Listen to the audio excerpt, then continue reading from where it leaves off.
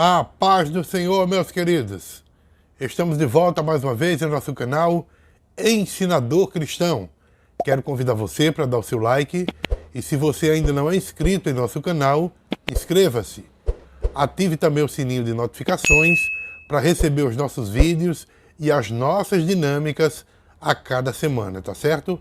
E por falar em dinâmica, logo abaixo aqui na descrição do vídeo, nós temos um link para você ser direcionado a dinâmicas importantíssimas que vão te ajudar a aplicar esta aula, a dinamizar esta aula que nós iremos estudar, tá certo? A nossa aula de hoje, esta aula que traz como tema Nossa Segurança Vem de Deus. É a lição 10, né? Então, esta aula de número 10, que traz como tema Nossa Segurança Vem de Deus, ela tem uma leitura bíblica em classe em Mateus capítulo 6, versículos do 19 até o 27. O texto bíblico diz assim: Não ajunteis tesouros na terra, onde a traça e a ferrugem tudo consomem, e onde os ladrões minam e roubam. Mas juntais tesouros no céu, onde nem a traça nem a ferrugem consomem, e onde os ladrões não minam e nem roubam. Porque onde estiver o vosso tesouro, aí estará também o vosso coração. A candeia do corpo são os olhos. Se de sorte que, se os teus olhos forem bons, todo o teu corpo terá luz. Se, porém, os teus olhos forem maus, o teu corpo será tenebroso. Se, portanto, a luz que em ti há são trevas, quão grandes serão essas trevas? Ninguém pode servir a dois senhores, porque ou há de odiar um e amar o outro, ou se dedicará a um e desprezará o outro. Não podeis servir a Deus e a Mamon. Por isso vos digo, não andeis cuidadosos quanto à vossa vida, pelo que haveis de comer ou pelo que haveis de beber, nem quanto ao vosso corpo, pelo que haveis de vestir. Não é a vida mais do que o mantimento, e o corpo mais do que a vestimenta? Olhai para as aves do céu, que não semeiam, não cegam, nem ajuntam em celeiros, e vosso Pai Celestial as alimenta. Não tendes vós muito mais valor do que elas? E qual de vós poderá, com todos os seus cuidados, acrescentar um côvado à sua estatura? Então, gente, esta lição que nós vamos estudar, ela trata sobre como devemos administrar as nossas finanças. Jesus, ele sabia que o dinheiro, ele pode influenciar negativamente as pessoas e também trazer muitos problemas para elas que só vivem em função desse dinheiro. Por esta razão, ele advertiu os seus discípulos que não se prendessem às riquezas deste mundo. O Sermão do Monte é um resumo doutrinário tratando de todas as áreas que afetam a vida humana. Assim, o Senhor, ele não poderia passar ao largo deste tema de vital relevância para aqueles que desejam aperfeiçoar-se no aprendizado cristão. Outro ponto abordado por Jesus diz respeito à forma como as preocupações e ansiedades podem prejudicar a vida espiritual do crente. Porque nos deixamos muitas vezes levar pela solicitude da vida e também na falta de confiança no Deus Todo-Poderoso. Infelizmente, sempre nós queremos mais, ainda que não tenhamos necessidade de grande parte das coisas que adquirimos. Se por um lado, a palavra de Deus desestimula o acúmulo de riquezas em virtude da pecaminosidade humana, por outro, ela aponta o caminho correto de se lidar com esta questão, que é estabelecer-se prioridades corretas, ou seja, buscar o reino de Deus em primeiro lugar. Então nós vamos para o primeiro tópico da nossa lição, tópico esse que trata sobre a riqueza do céu e a riqueza da terra. Uma conciliação impossível, é o que diz o número 1. O texto que nós vamos usar é Mateus capítulo 6, versículo 19, onde diz assim: não junteis tesouro na terra, onde a traça e a ferrugem tudo consomem, e onde os ladrões minam e roubam. Então, gente, o que Jesus condena no texto é o acúmulo para si, a ganância desmedida e também a avareza mesquinha. Os tesouros nos são dados para serem repartidos e não para serem egoisticamente acumulados para nós. Nada nós trouxemos para este mundo, é o que diz a Bíblia, e nós nada vamos levar dele. Nós entramos no mundo nu e vamos sair dele também nu. É isso que nos mostra a Bíblia. Não há gaveta em caixão. Aqui, nossos tesouros são devorados por ferrugem, são destruídos por traças e subtraídos por ladrões. Portanto, aqui fica bastante claro e também evidente que a busca das riquezas não deve constituir-se no principal alvo do crente. As epístolas, elas respaldam essa posição, enfatizando o perigo que as riquezas elas podem representar quando ela ocupa prioridade na nossa vida. 1 Timóteo capítulo 6, versículo 9 diz: os que querem ficar ricos caem em tentação, em armadilhas e em muitos desejos descontrolados e nocivos, que levam o homem a mergulhar na ruína e na destruição. Tiago capítulo 5, versículo 1 diz: eia, pois, agora vós, ricos, chorai e pranteai por vossas misérias que sobre vós hão de vir.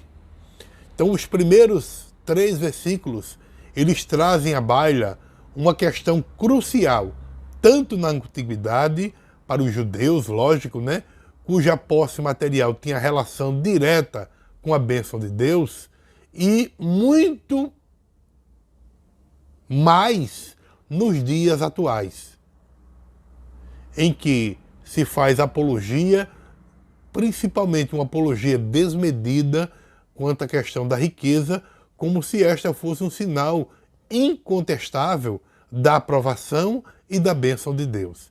Então, quando nós analisamos aqui o que Jesus falou, fica muito claro que devemos viver um desapego pelas coisas desta vida. O amor ao dinheiro e às coisas materiais e também a busca por elas pode nos levar a uma situação perigosa. Por isso que o Senhor nos adverte a buscarmos as coisas que são de cima. O número 2 desse primeiro tópico, ele trata sobre tesouros da terra e tesouros do céu. Aqui, Deus sabia que as finanças seria algo importante em nossa sociedade. Uma prova disso é que nas Escrituras Sagradas existe aproximadamente 300 versículos sobre anjos, 500 sobre amor, 700 sobre fé e mais de 2.350 versículos falando sobre dinheiro e riquezas, segundo o pesquisador Howard Dayton. Então eu quero lhe dizer que a Bíblia e o próprio Jesus, ele tratou deste assunto com muita veemência. 21 das 49 parábolas que Jesus falou estão relacionadas ao dinheiro. Ele tratou sobre dinheiro cerca de 80 vezes em seu ministério. Quando o Senhor Jesus ele fala a respeito dos tesouros que pode ser acumulado na terra, fala também dos tesouros que pode ser acumulado no céu. Ele não está falando necessariamente do mesmo tipo de tesouro terreno e também espiritual. Lógico que não. O cristão ele está em busca do tesouro no céu, com os seus olhos firmes nele. E por isso não pode servir a 2 senhores ao mesmo tempo. Jesus, ele não permite duplicidade. É um ou outro. Por trás dessas palavras está a figura de um escravo e um dono de escravo. Pode-se trabalhar para 2 empregadores, mas nenhum escravo pode ser prioridade de 2 senhores. Ter um só dono e prestar serviço de tempo integral são da essência da escravidão, de acordo com Mark Neely. Então, a realidade ensinada pelo nosso mestre é que nós podemos nos tornar prisioneiro das coisas materiais, mas nós devemos ser libertos e controlados pelo Espírito de Deus. Se o coração ama as coisas materiais e coloca o lucro acima dos investimentos do céu, o único resultado possível é um trágico prejuízo. Então, o tesouro da terra podem ser usados para Deus, mas se nós ajuntarmos riqueza para nós mesmos, perderemos esses bens e, junto com eles, também o nosso coração. É por isso que Jesus nos ensina a não vivermos correndo atrás do banco humano, pois, enquanto buscamos a fonte aqui na terra, perecemos, porque tudo na terra é corruptível, desprezível e passa muito rapidamente. A palavra de Jesus é muito séria para nós. Não vivamos em função das coisas materiais, e sim das celestiais. A busca terrena, quando ela se torna cega, atrapalha a comunhão do homem com Deus e o seu crescimento profundo nas Escrituras, porque ele se dedica totalmente em seu tempo às questões terrenas. Então precisamos ter muito cuidado com isso. O número 3 desse primeiro tópico fala o que o cristão precisa saber sobre os bens materiais. Bom, você talvez questione o que significa acumular tesouros na terra. Mas nós precisamos examinar esse ponto em detalhes. Então nós podemos descobrir claramente o que Jesus proíbe. O livro do escritor da lição, ele diz assim: não há mal algum em fazer uso dos bens ou ter riquezas, pois sabemos que tudo vem de Deus. As filhas de Labão tinham consciência de que a riqueza que o pai possuía vinha de Deus. A riqueza que Salomão possuía vinha de Deus. Davi era consciente de que a riqueza e a honra também vinha de Deus. Então está claro que as riquezas vêm de Deus. Elas são neutras. Não fazem nem mal e nem bem. A questão está naquele que as possui, naquele que administra, da atitude que se manifesta para com estas riquezas. Então, não somos proibidos de prover coisas honestas aos olhos dos homens.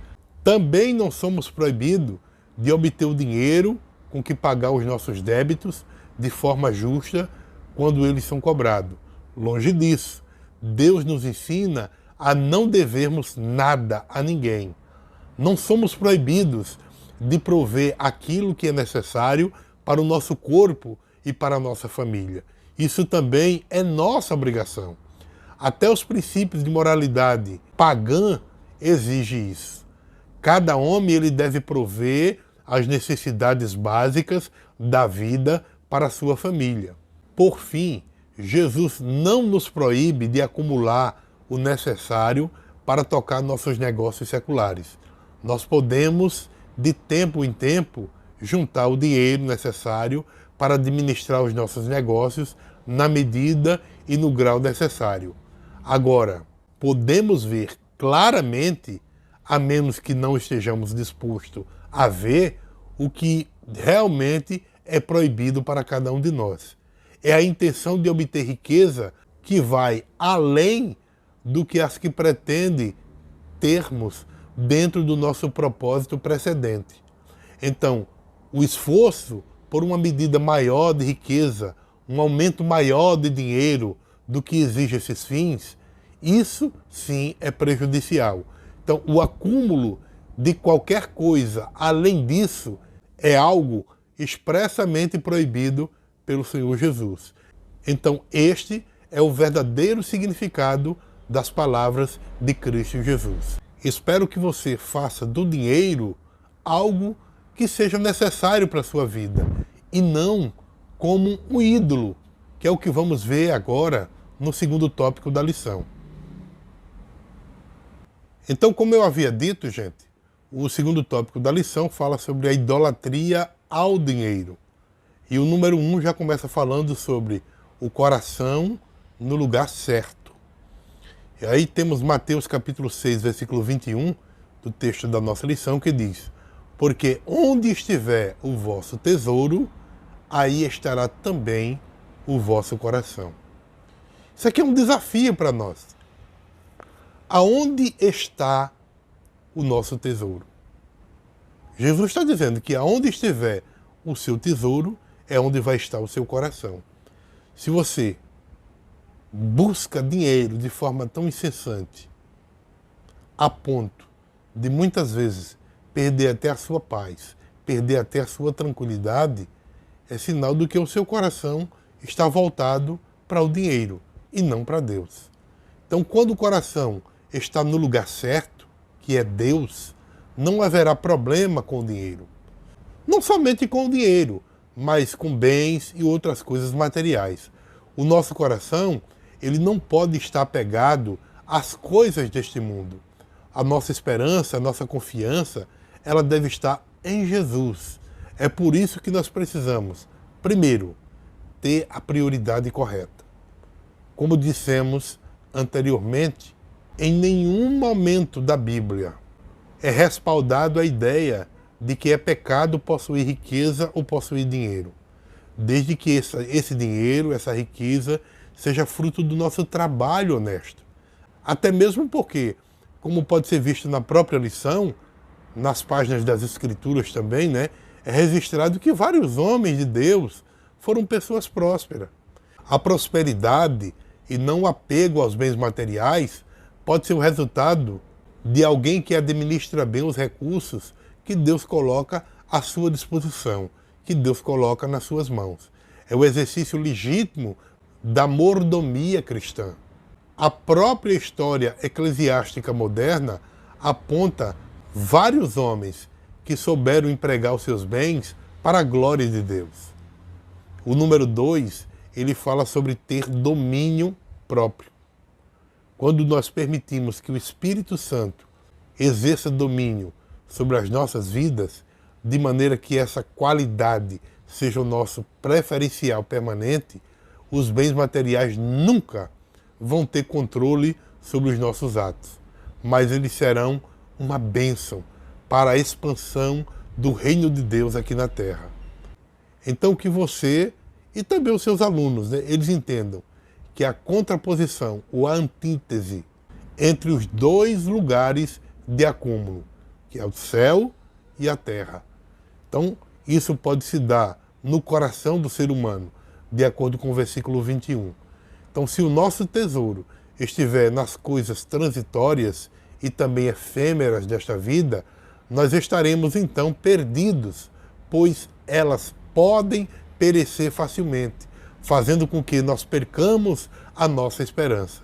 Todavia, se a nossa confiança estiver em Deus e no seu reino, o nosso tesouro estará em um lugar seguro, devendo perdurar por toda a nossa existência terrena e até mesmo na eternidade. O número 2 fala, idolatrando a Mamon.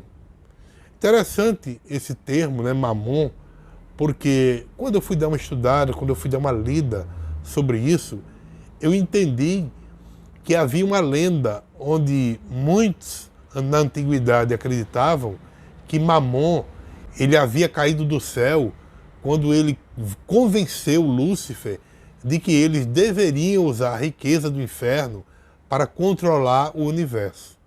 E de que também Mamon era um dos 9 príncipes do inferno. Ele era o príncipe da ganância, da riqueza, e pode ter até subornado, né? Isso são lendas, lógico. Mas o termo Mamon, aqui empregado no texto bíblico, aparece como um tipo de personificação das riquezas e também de possessão, que aqui inclui dinheiro, propriedades, alimento, roupa, enfim, as mais variadas coisas.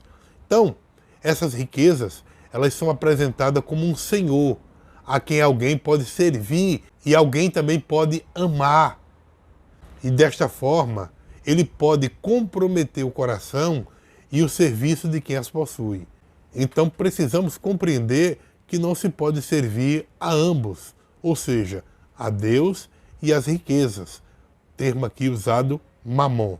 Logo, Jesus ele está se referindo a um tipo de cobiça que corrompe o coração do ser humano e afasta ele de Deus.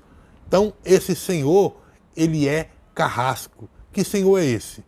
O dinheiro mal administrado, a riqueza que não é para a glória de Deus. Então, ele escraviza os seus súditos. Por amor ao dinheiro, as pessoas se casam, se divorciam, matam e morrem, corrompe e são corrompidas. O dinheiro é um senhor e que exige devoção exclusiva dos seus súditos. Então é preciso termos muito cuidado com algo chamado dinheiro. Número 3 diz, a riqueza condenada por Cristo. Qual foi o tipo de riqueza que Cristo condenou? Uma coisa que precisa ficar muito clara, não é? E que eu já falei, e é bom repetir, é que Jesus não condena a riqueza, mas o apego exagerado à riqueza que divide famílias, que provoca guerras. Então, esse apego exagerado às riquezas é uma forma de idolatria. É isso que esse tópico deixa claro para nós. As riquezas, elas vêm para as pessoas de muitas fontes, de muitas formas. Mas a Bíblia dá graves advertências àqueles que buscam mais a riqueza do que a Deus. E que também confia muito mais nas riquezas do que no próprio Deus. Então, o maior desejo de muitas pessoas que se apegam e se firmam na riqueza, ele fica com o coração, ao invés de ficar com o coração nas coisas do alto, né, ele fica com o coração nas coisas da terra, nas coisas terrenas. E Jesus ele nos pede para nós ajuntarmos tesouro no céu e não na terra. Por quê, gente? Porque os tesouros juntados aqui na terra, Jesus disse que os ladrões roubam, a traça corrói. Será que Jesus estaria condenando alguém por guardar dinheiro? Precisamos entender isso. Jesus, ele não poderia condenar a simples economia, pois o grupo dos apóstolos tinha um caixa comum. Economizar é um dever de toda pessoa responsável. Confiamos na providência de Deus, mas também fazemos a nossa própria economia para provermos o necessário para nós, para a nossa família, para o nosso futuro. O que Jesus condena é a usura, é o acúmulo desmedido, é o acúmulo desnecessário, onde a pessoa coloca as suas esperanças não em Deus, mas na riqueza. Muitas vezes, sem lembrar que um dia irá morrer, deixando tudo para trás e levando apenas as boas obras. Então o dinheiro, ele tem poder de sedução, e quem faz dele um ídolo acaba por desprezar as verdadeiras riquezas do céu. Então, essa nossa lição, o autor ele cita na parábola do rico insensato, apontado inclusive pelo próprio Jesus, que aquele homem cometeu alguns erros. O primeiro está no fato de que ele achava que tudo o que a sua alma precisava era de bens materiais. Em segundo lugar, ele entendia que a essência da vida consistia nos bens materiais, de modo que isso gerava em seu coração um sentimento de prepotência. Em terceiro lugar, o escritor da lição mostra que o erro era acreditar que ele poderia viver tempo suficiente para desfrutar de tudo, se esquecendo que logo seria intimado para comparecer perante Deus. Então, gente, nós precisamos entender que a busca frenética do homem por riqueza e essa expectativa de um futuro abastado o torna muitas vezes ansioso, preocupado, inseguro. O fato é que o apego demasiado aos bens materiais quase sempre rouba o coração, rouba a dignidade, rouba a fé em Deus. Então, gente, eu encerro esse segundo tópico dizendo para você que tenhamos muito cuidado com tudo isso. O terceiro tópico da nossa lição traz como tema vivendo a quietude espiritual em Deus. Isto é muito importante, irmãos. Então, se você quer ter uma quietude espiritual, se você quer ter uma calma, um sossego espiritual, aonde é que você encontra isso? É em Deus. É por isso que ele começa no número 1, né, desse terceiro tópico, mostrando sobre os males advindo das preocupações. E aí o escritor da lição começa falando sobre essa questão da preocupação que o ser humano coloca muitas vezes na vida por buscar tantos bens materiais e até diante de outras coisas da vida. Então precisamos ter muito cuidado, porque a ansiedade, a preocupação, ela vai muito além de um sentimento ou um estado psíquico, pois hoje nós já sabemos que ela é a fonte, inclusive, de doença, não apenas emocionais, mas também doenças físicas. Inclusive, eu estava lendo um livro e ele dizia que mais de 80% das doenças que os homens aqui na Terra são acometidos vêm de origem emocional. Então nós precisamos entender que estas doenças, quando elas persistem em um nível drástico, uma patologia também, né, como é conhecido, ela se torna uma espécie de transtorno de ansiedade, já que leva o homem a uma situação como essa. Então, gente, essa questão da organização social, né, que favorece o desenvolvimento desse bem-estar físico e psíquico, pode levar muitas vezes as pessoas a manterem-se permanentemente ansiosas, porque o resultado desastroso dessa estratégia é que a sociedade termine pensando que tal estado de correria é normal. Então existem inclusive técnicas comerciais que levam a população a consumir sem necessidade, tendo inclusive, por isso, ter que aumentar a sua jornada de trabalho e assim formando uma bola de neve, né? Pois as pessoas elas querem se sentir atuais, isto é, na moda, né? Tudo que aparece de novidade querendo comprar, muitas vezes nem olha se tem condições, mas simplesmente porque vê o outro tendo, também quer ter. Isso precisa ser muito bem administrado na nossa vida. Por quê? Porque isso pode levar um resultado, muitas vezes até, para a pessoa adoecer, por causa da ansiedade que a pessoa fica, né? Ansiosa, preocupada, por causa da questão da ditadura da beleza, a ditadura do corpo perfeito, adota muitas vezes dietas desproporcionais à ingestão de anabolizantes, recorrendo a artifícios para ficar na forma. E por outro lado, a ansiedade e a preocupação também elas são fontes até de obesidade. As pessoas comem mais do que precisam para saciar de alguma forma a sua ansiedade, a sua preocupação.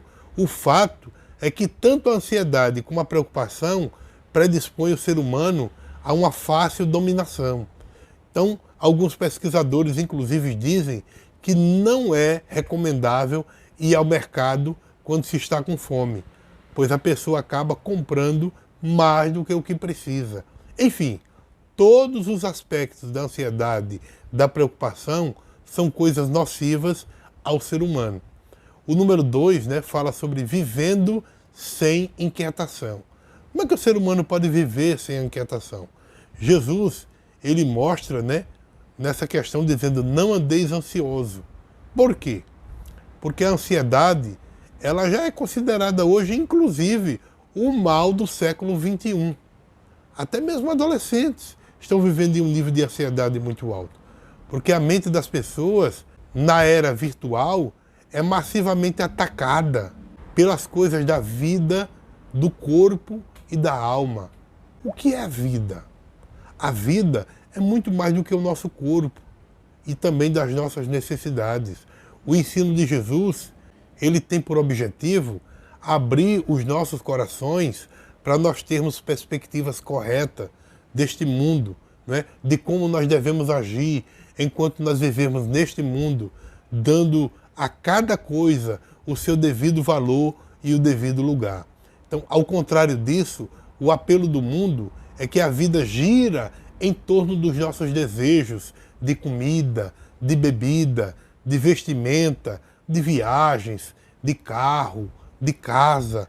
E todo o sistema do mundo ele é organizado de uma forma para nos fazer desejar mais e mais as coisas, né? Então, o que acontece com esse mundo atual? Há um sistema para fazer com que a satisfação dos nossos desejos se transforme em nossos senhores, para comandar as nossas vidas. Precisamos entender que as preocupações, elas não podem aumentar a nossa altura, prolongar os nossos dias de vidas. Quem dirá resolver os problemas inerentes ao nosso existir? Então precisamos entender, gente, que a inquietação pelo vestuário, né, e por muitas e muitas coisas, ela é algo desaconselhada, pois as flores do campo, elas são mais belas em sua singeleza do que jamais Salomão, em toda a sua glória, pôde ter. Assim também é o discípulo de Cristo.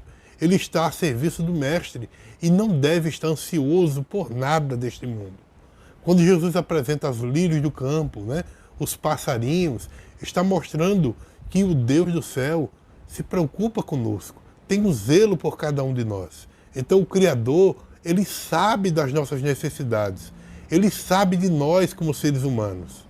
Então a recomendação a esse respeito é buscar viver a justiça do reino de Deus e também promovê-la, pois essas coisas básicas como comida, vestuário e outras coisas certamente haverão de ser supridas pelo Senhor. Então não se deve jamais viver nessa busca frenética, pois assim se comportam os que não conhecem a Deus. Aqui o Senhor nos alerta a aprendermos a viver uma vida de fé, uma vida de confiança em Deus. O número 3 desse terceiro e último tópico, né, ele diz, vivendo sossegados em Deus. A nossa lição, ela diz o seguinte, não viva inquieto, preocupado, em aflição, gastando suas energias naquilo que pode prejudicar a sua saúde.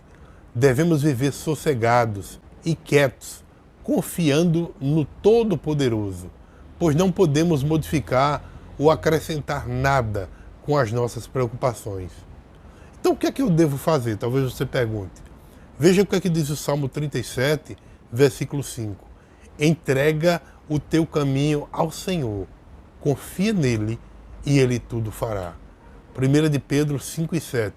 Lançando sobre ele toda a vossa ansiedade, porque ele tem cuidado de vós. Então o que é que nós entendemos desse entregar o caminho ao Senhor? Isso é muito importante entendermos, irmãos, porque muitas vezes nós lançamos sobre o Senhor as nossas ansiedades, quando estamos muitas vezes orando, mas quando nós nos levantamos da oração, pegamos o problema, tomamos das mãos do Senhor, colocamos em nossas costas e carregamos ele embora de novo conosco. Então, entregar o caminho ao Senhor significa permitir, sem restrição, sem objeção, que Deus dê a direção para a nossa vida. A curto, a médio, a longo prazo, não importa. O importante é que ele esteja no comando. E mais, é seguir à risca a direção dada por ele. Na teoria, fazer isso é muito simples, é muito fácil, mas na prática ainda continua sendo também simples, tá? Porém, não é fácil quanto parece. É lógico, a gente precisa entregar, como eu disse, precisa entregar, justamente alimentando, vigiando, protegendo os nossos pensamentos, os nossos sentimentos, as nossas emoções, através de quê? Da palavra de Deus, confiando na palavra. Fazendo isso, nós vamos ter um coração puro, controlado, influenciado e inspirado pelo próprio Deus, através do divino Espírito Santo. A partir deste coração, você poderá tomar decisões direcionadas pelo Senhor. Como está escrito, o coração do homem considera o seu caminho, mas o Senhor lhe dirige os passos. Provérbios, capítulo 16, versículo 9. Então, gente, Deus só dirige os passos daqueles que entregam o seu caminho a Ele. E nós só entregamos o caminho verdadeiramente ao Senhor se primeiramente entregarmos o nosso coração e descansarmos nele. Precisamos aprender a descansar no Senhor. Então eu espero que essa lição realmente ela venha trazer um grande elevo espiritual para a sua vida. Vamos fazer o fechamento desta conclusão da lição, mostrando, né, os objetivos da lição. Sempre eu gosto de fazer isso. Então qual é o objetivo desta lição? Você precisa focar nisso. Primeiro, contrastar a riqueza do céu com a riqueza da terra. O homem pode buscar a riqueza da terra, não é errado. Porém, o coração dele precisa estar no alto, em cima, no céu, e não nas coisas aqui desta terra. Isso precisa ficar muito claro para os seus alunos. Segunda coisa, descrever para os seus alunos, deixar muito claro o que é a idolatria do dinheiro. É quando o homem corre em busca de dinheiro e muitas dessas pessoas não medem nem as consequências. Há aqueles, inclusive, que para poder conseguir dinheiro, pisa por cima de pessoas, quebra princípios que antes ele adotava, né? Princípios de moral, princípios de conduta. Ele não quer saber. O importante é ter dinheiro, é ter riqueza, é ter cargo, é ter poder. E isso é muito perigoso. Isso pode se tornar em quê? Uma idolatria. E por último, demonstrar a quietude espiritual em Deus. Então, se o homem ele busca as coisas de forma frenética, ele vai se esquecer de descansar no Senhor. O Senhor, ele quer que nós, diante das preocupações do nosso dia a dia, não somente com dinheiro, com outras coisas que nos acometem. Nesse momento mesmo eu estou vivendo uma situação, não é fácil a situação que eu estou vivendo, mas eu preciso aprender a confiar em Deus. Preciso aprender a confiar nele. Sei que o Senhor, ele não me abandona. Sei que o Senhor está comigo. Então, nós como crente, precisamos aprender a confiar no Senhor e, acima de tudo, a descansar nele. Quando nós entregamos as coisas a ele, precisamos deixar que ele tome as providências e não nós.